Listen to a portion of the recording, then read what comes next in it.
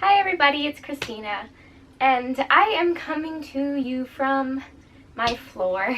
I'm in the midst of packing, and every available surface in this room is covered in stuff, so this is going to have to work for this time. I'm actually on my way down to Baltimore for the Ehlers-Danlos Society's annual learning convention, and I'm really excited about it.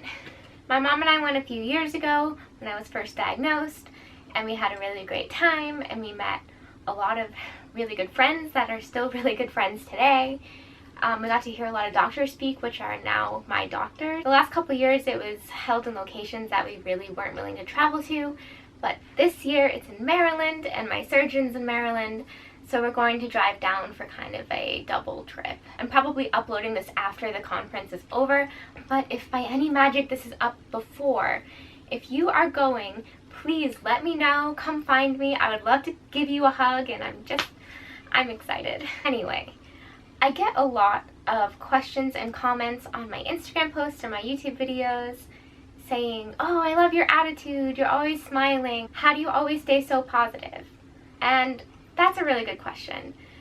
And the answer is, I don't. I feel like especially when you have a chronic illness, it's totally normal to go through phases of depression and, almost mourning your old life.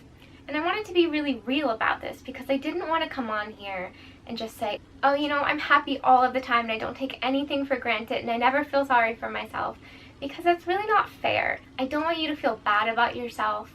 I don't want you to feel like you have to compare yourself to other people and that, what other people are going through is so much worse than what you're going through, so therefore you don't have the right to be upset. I haven't personally really struggled with depression or anxiety, so I don't feel qualified to comment on that, but I know a lot of people in the community have, and those symptoms can be just as debilitating as the physical symptoms, so don't be too hard on yourself. Having said that, I did put together a list of 7 tips that have helped me keep a more positive outlook, and I hope that they can be helpful to you too. Number 1, build yourself a good support system. I know that unfortunately not all of us have been blessed with a very supportive family, spouse, or friends, and that can really create a hostile environment for the chronic illness patient. I also know that it is not always a practical solution for us to cut the unsupportive people out of our lives. A lot of us are still dependent on our families, our parents, or our spouses for our physical and financial needs. But there is support out there available to you. Because of social media, there are now tons of ways to find support, doctors, friends, people who are going through the same things as you. I encourage you to take full advantage of online support groups. I have made some of the greatest friends I have ever had through online support groups.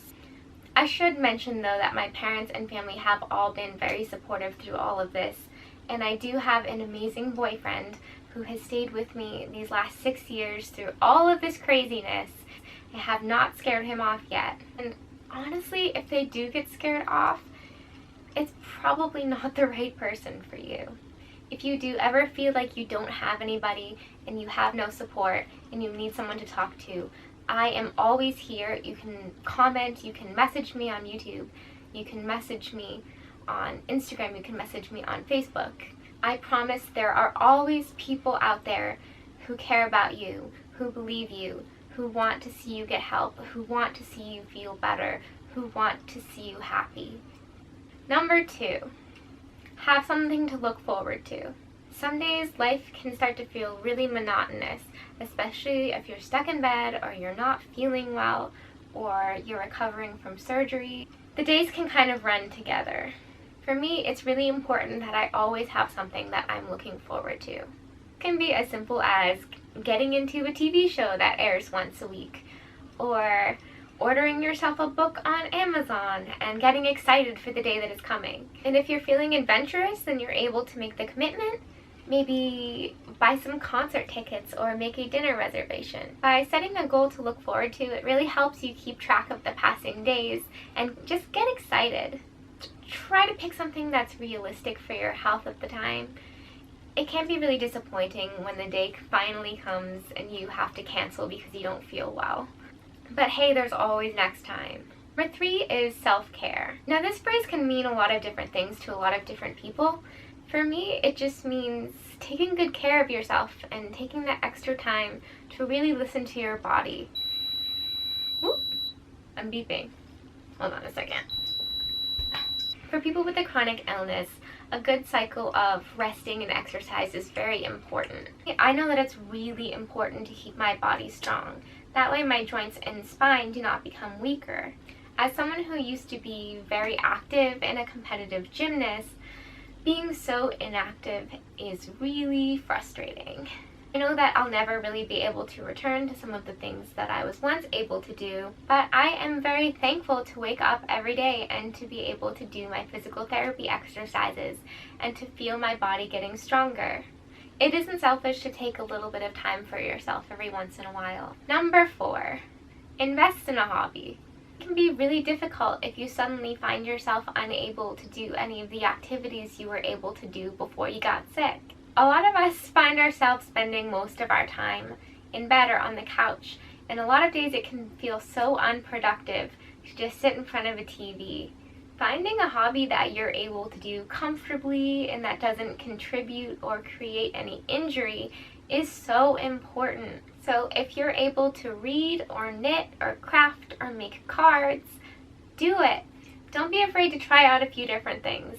I know that I have probably tried every hobby under the sun. I really like to paint, and that has meant finding a lot of different adaptions. It's all really about finding creative ways to do the things that you enjoy. Number 5, make it fun. This one can definitely be hard.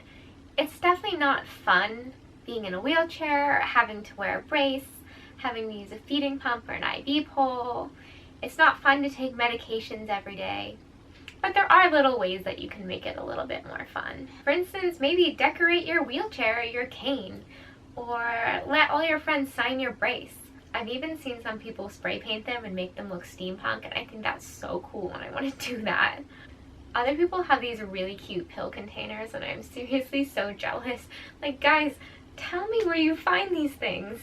Personally, I keep track of my medications and treatments with a chalkboard wall that I have over here. It's not really a wall. I'll insert a clip. All I did was buy some simple chalkboard paint at Michael's and I painted the end of my bookshelf. Now I have a really cool way to keep track of my medications and my treatments. Number 6, keep a journal of some sort. It doesn't have to be a journal, or it can be. I know some of us have a hard time writing, so if you're more comfortable typing, maybe keeping an online journal or a blog, video blogs, or you might prefer keeping a sketchbook. Sometimes it just feels really good to write down what you're feeling and to keep track of what you're doing. A year ago after a surgery, I had a period of time where I have no memory. So I lost about 3 months of memory. Just completely. I don't remember what I did in that time. I've seen pictures of places I went and things I did, but I have no memory of that time, and I feel like it's something that I'm never going to get back. Since then, it has been really important for me to really just document what's going on in my day-to-day life. I started journaling, and I'm surprised how much I love it. I'm not one who's really that in touch with their emotions, and I never really liked to write about how I'm feeling. But as time has gone on, I've really kind of accustomed to getting excited to write down my feelings at the end of the day and what I did. And it's actually really great because I can look back and I can see, where I was a month ago or 2 months ago or a year ago. And that's really helped keep my spirits up, is seeing how far I've come in that time and how I was feeling then versus how I'm feeling now. You can get something like this. This is a 1-line-a-day journal for 5 years, or you could just make your own. But, I honestly haven't been very good at keeping up with this. I got this like 3 years ago and most of the pages are still blank. But for some of you, it might be a really good option if you're not able to write a lot or you feel like you don't have much to say. It's still a good way to keep track of how far you've come, and you can look forward to the future when you get to look back and see what you were doing now. And finally, number 7, changing your mindset. This is something that I definitely struggle with. And it's probably something that most people with a chronic illness have a hard time with. And that's thinking in this pattern of before I got sick and then when I get better. Even though my illness is genetic and I was born with it, I did have a good 10, 11 years before I really started to show symptoms. So I do have this time that I can look back as kind of the golden years. And then I do find I often fall into this trap of, oh, you know, after this surgery, I'm going to be all better. Or after this treatment, I'm going to be a whole new person and I'm going to do this and this and this and this. If only I could just have the surgery. But it can be really disappointing after you've had that surgery or tried that medication or done that therapy to realize that you're still sick. Sometimes even I forget that chronic illness means chronic. It means every day. I think that people think that people with chronic illness are used to it.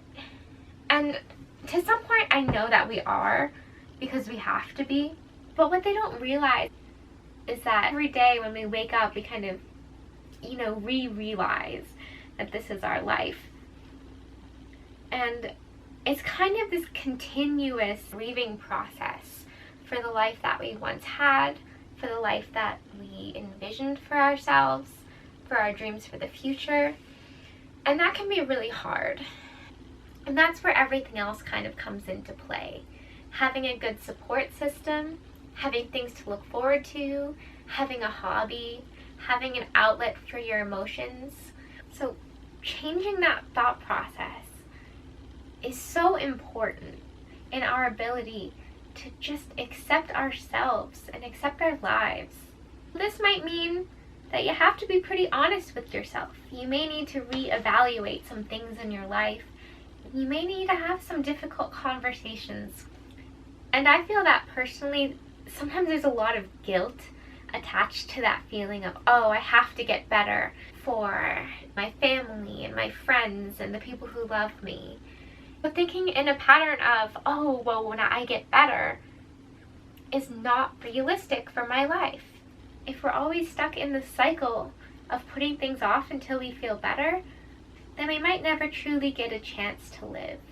You get to be mad. You get to be sad. You get to be frustrated. That's okay. But you can't let it consume you. Because in the end, you really only have this life. Thank you guys so much for watching. Hopefully some of you guys found these tips helpful. And hopefully I got to meet some of you guys at the conference, or, you know, I will meet some of you guys. I don't know when this is going up. We'll see. Anyway, if you liked this video, give it a thumbs up. That way I know that you like this kind of thing. And I'll see you next time. Bye!